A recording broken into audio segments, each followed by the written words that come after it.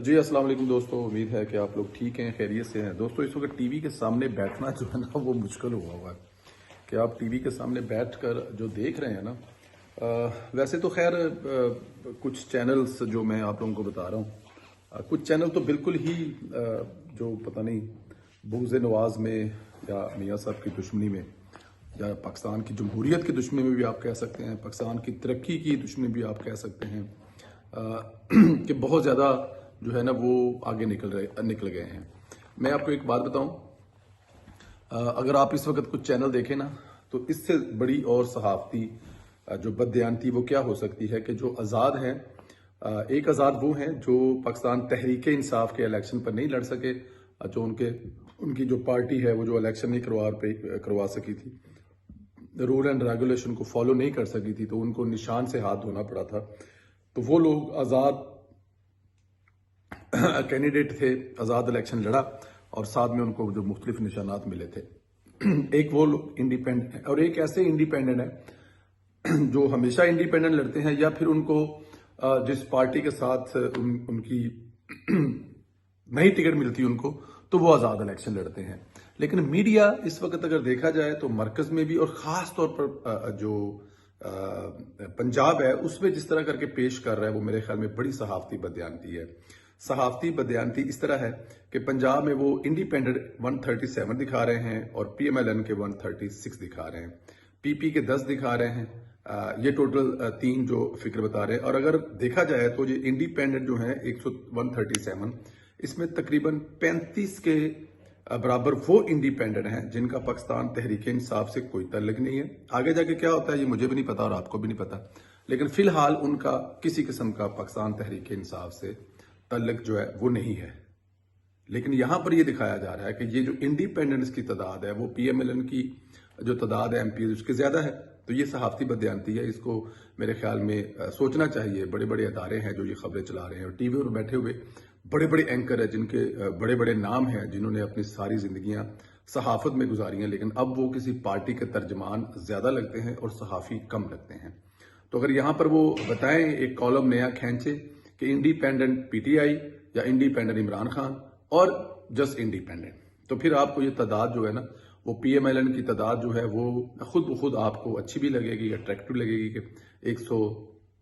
136 जो PMLN है और जो आज़ाद इमरान खान वाले हैं वो तकरीबन 100 हैं और जो दूसरे इंडिपेंडेंट हैं वो 35 हैं। तो ये, लेकिन आगे जाके जाना कि सिर्फ ये भी कुछ पता नहीं है, लेकिन यहाँ पर ये बदयानती हो रही है जो मेरे ख्याल में अगर ये सहाफत है तो फिर इस सहाफत से अल्लाह ताला की ज़ात इस मुल्क को महफूज रखे। लेकिन खैर सहाफत ने तो पूरे इस एक ये जो अभी इलेक्शन पूरा हुआ है, इस पूरे के पूरे इलेक्शन में सहाफत ने जो किया है, टीवियों ने जो किया है, बड़े बड़े एंकरों ने जो किया है, जिनको बचाने के लिए या जिनकी इस्तेमालदारी के लिए अपनी हुकूमतें गंवाई हुई हैं। मेरा इशारा तो आप समझ गए होंगे, लेकिन वो भी वो काश, मैं कुछ नहीं कहता इस पर फिर कोई मुतनाज़ा बात हो जाएगी, बट एनी हो। तो पंजाब में जो हुकूमत है वो PMLN की बन रही है और बड़ी अददी अक्सरियत से बन रही है, क्योंकि दूर दूर तक पंजाब में हुकूमत पंजाब में कोई भी नून लीग को टच नहीं कर रहा। अच्छा, दूसरी तरफ एक जो इस मुल्क में कोशिश की जा रही है मियां मोहम्मद नवाज शरीफ साहब से और उनके जो अरकान हैं जो इलेक्शन हारे हैं उनकी तरफ से, कि कल्चर ऐसा प्रोहान चढ़ाया जाए, ऐसी चीजें की जाएं, ऐसी चीजें लोगों को बताई जाएं कि ये जो फितने वाली सियासत है, तशद्दुद वाली सियासत है, लड़ाई झगड़े वाली सियासत है, उससे थोड़ा दूर हुआ जाए। ख्वाजा साद रफीक ने बहुत बड़ा पन किया जब वो इलेक्शन हार गए, तो उन्होंने उस पर कोई वावेला नहीं किया, उस पर शोर नहीं मचाया। उन्होंने अपने ट्विटर हैंडल पर सरदार लतीफ खोसा साहब को मुबारकबाद दी, जो मेरे ख्याल में एक बहुत अच्छा इकदाम था। इस तरह मोहसिन शाह नवाज रांझा ने भी उसी को फॉलो किया और उन्होंने भी कहा कि मैं अपने जो मेरा मुखालफ है जीता है उसको मुबारकबाद देता हूं। लेकिन इन दोनों के खिलाफ हुआ क्या? इन दोनों के घरों पर इनके मुखालफीन के वोटरों ने, सपोर्टरों ने आकर गालम गलोच की, फायरिंग की और बाकी जो सब कुछ किया वो अब आप लोग मीडिया देख चुके होंगे। तो ये बड़ी दुख और तकलीफ वाली बात है कि इमरान खान के फॉलोअर्स, इमरान खान के MPA, इमरान खान के MNA, बल्कि फॉलोअर तो अपनी जगह पे है, लेकिन सरदार लतीफ खोसा साहब ने ख्वाजा साद रफीक की जो मुबारक थी उसको भी शक की निगाह से देखा था। उसको अप्रिशिएट नहीं किया बल्कि शक की निगाह से देखा था। तो ये कल्चर जो परवान चढ़ा है, ये आने वाले वक्त में इस मुल्क को कितना नुकसान, एक तो बहुत ज्यादा नुकसान पहुंचा चुका है और दूसरा आने वाले वक्त में ये बहुत ज्यादा नुकसान जो है वो बचाने वाला है। आप हर गुजरते दिन के साथ कुछ ऐसी चीजें, अब मोहसिन शाहनवाज रांझा साहब ने दूसरे दिन आज सुबह एक दूसरा वीडियो बयान जारी किया। पहला उनका वीडियो बयान था वो था कि उन्होंने अपने मुखालिफ से इलेक्शन हारने के बाद उसको मुबारकबाद दी थी, लेकिन आज जो उन्होंने अपना बयान जारी किया उसने कहा कि मुझे अपने कल वाले जो मैंने बयान मुबारक का दिया था उस पर मैं बिल्कुल मैं उसको बिल्कुल अब मैं बल्कि नया मेरा बयान यह है कि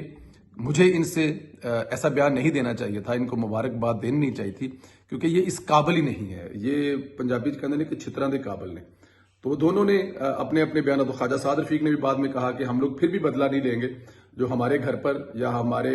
जो हमायत याफ्ता लोग हैं उनके घरों पर हमला किया गया है। सिर्फ आपको अब भी वार्निंग कर रहे हैं, अब भी समझा रहे हैं कि पाकिस्तान मुतहम्मल नहीं हो सकता। आप जीत गए हैं, बड़ी अच्छी बात है, एंजॉय करें, लेकिन ये सब कुछ ना करें। मरकज में भी यही कुछ चला आ रहा है। अच्छा, जो दूसरी बड़ी बात है, इतने बड़े बड़े लोग जो हार रहे हैं, राणा तनवीर साहब हार गए हैं, खुरम दस्तगीर साहब हार रहे हैं, बरजीत ताहिर साहब, जुवेद लतीफ साहब, इस तरह और बड़े बड़े नाम हैं जो इलेक्शन हारे हैं। राणा शमीम साहब जो कभी जिंदगी में इलेक्शन नहीं हारे वो हारे हैं, बशीर विरक साहब हारे हैं, लेकिन इन लोगों ने शोर नहीं किया, शराबा नहीं किया, इन लोगों ने इल्जामात नहीं लगाए, इन लोगों ने उसको एक्सेप्ट किया है और अपने घर पर बैठ गए हैं, किसी किस्म का कोई ववेला नहीं किया। लेकिन जहां पर पाकिस्तान तहरीक इंसाफ के लोग या तो हार गए हैं, उनका कहना है कि जहां पे वो हार गए हैं वहां पे बड़ी बुरी तरह धांधली हुई है। लेकिन ये जितने नाम मैंने लिए हैं, वो जुवेद लतीफ साहब हो, खुरम साहब हों या बरजीत ताहिर हों या दूसरे जितने भी लोग हैं, वो वहां पर इलेक्शन बिल्कुल ठीक हुआ है। वहां पर पाकिस्तान तहरीक इंसाफ ने क्लीन बोर्ड किया है। वो वाले सारे के सारे हल्के जो है पाकिस्तान तहरीक इंसाफ ने अपने वोटों से जीते हैं, लेकिन जहां पर पाकिस्तान तहरीक इंसाफ हारी है वो इस इलेक्शन को मानने के लिए तैयार नहीं है। तो ये जो दो नंबरी है ना, ये सिवाय इमरान खान और उसकी पार्टी के अलावा कोई नहीं कर सकता। और फिर दूसरी बड़ी बात, इन लोगों ने हारने के बाद उस हार को एक्सेप्ट किया है और आगे चलने की बात की है, लेकिन पाकिस्तान तहरीक इंसाफ की तरफ से उन लोगों के खिलाफ पटिशनें दायर की जा रही हैं या हल्के खोलने की बात की जा रहे हैं या उनके रिजल्ट को चैलेंज किया जा रहा है। जैसे मियां मोहम्मद नवाज साहब के हल्के को चैलेंज किया जा रहा है, कुलसूम बेगम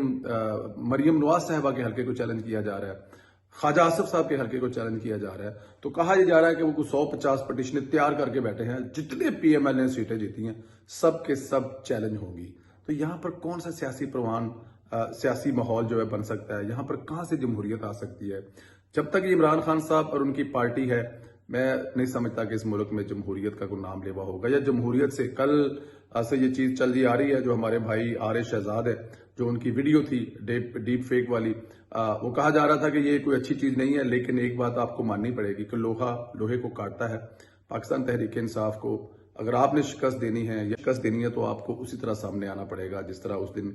वो वीडियो जारी हुई थी राजा बशारत वाली, और फिर इनको समझ लग गई थी। फिर इनको रातों को लोगों को जगाना पड़ा, कभी गीले तीतर को जगाया तो कभी किसको जगाया और उसे ट्वीटें करानी पड़ी, प्लस अपने बंदों को सामने लाना पड़ा, उनसे वीडियो जारी करने पड़े बयान कि ये हमारी आवाज नहीं है, ये फेक है। लेकिन खैर ये कल्चर अब परवान चढ़ गया हुआ है, इसको अब रोकते रोकते भी शायद एक टाइम लग जाए कि जहां से वो जीत गए हैं वहां पे इलेक्शन बिल्कुल ठीक हुए हैं, कोई धांधली नहीं हुई, और जहां पे वो हार गए हैं वहां पे बहुत बड़ी धांधली हुई है। अच्छा, एक चीज और जो आपसे करनी है, बिलावल भुट्टो जरदारी साहब जो हैं, जब वो अपनी जुबान इस्तेमाल कर रहे थे 90s की दहाई में वाली जो जुबान इस्तेमाल कर रहे थे, जिस तरह लोगों के नाम पुकार रहे थे, जिस तरह वो पंजाब में आकर या दूसरे सूबों में मियाँ साहब के बारे में या शहबाज साहब के बारे में चीजें कर रहे थे, मैं तब भी बार बार एक ही बात कर रहा था कि बिलावल भुट्टो जरदारी साहब, असल इलेक्शन जो है, असल जिम्मेदारी जो है वो 8 तारीख की रात के बाद शुरू होगी। आपने 8 तारीख तक जो जुबान इस्तेमाल करनी है, ऐसी जुबान इस्तेमाल करें,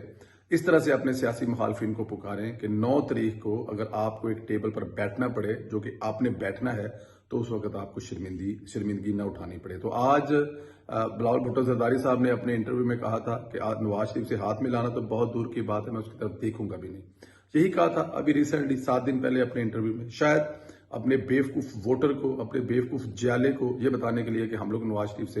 या शहबाज शरीफ से या मुस्लिम लीग नून से कितनी नफरत करते हैं। तो कल से जरदारी साहब लाहौर में आकर बैठे हैं और सलाह मशवरे कर रहे हैं। तो हम लोग वर्कर होकर इतनी एहतियात कर रहे थे कि कोई इस किस्म की बात हमारे मुंह से ना निकले जो कल शर्मिंदगी की तरफ ले जाए। लेकिन मेरे ख्याल में बिलावल भुट्टो जरदारी साहब को शायद पता नहीं था, या उसको समझाने वाले ये बात समझा नहीं पाए थे कि जब आप 9 तारीख को बैठेंगे हुकूमत बनाने के लिए, एक दूसरे को मुबारकबाद देने के लिए, तो जो आज जुबान इस्तेमाल कर रहे हैं वो आपको उस दिन शर्मिंदा करेगी, लेकिन शायद शर्मिंदा नहीं करेगी, इसलिए वो आज वो बैठे हुए हैं। लेकिन मैं अब भी कहूँगा कि सियासत में एक लिमिट होनी चाहिए। आप इख्तलाफ करें, लेकिन उस इख्तलाफ को इतनी आगे तक न लेके जाएं कि आपको बाद में शर्मिंदगी उठानी पड़े। इजाज़त दें, कमेंट्स करके अपनी राय का ज़रूर आगाह करें, सब्सक्राइब भी करें, बेल आइकन को प्रेस करें और मुख्तलिफ व्हाट्सएप ग्रुपों में शेयर भी करें।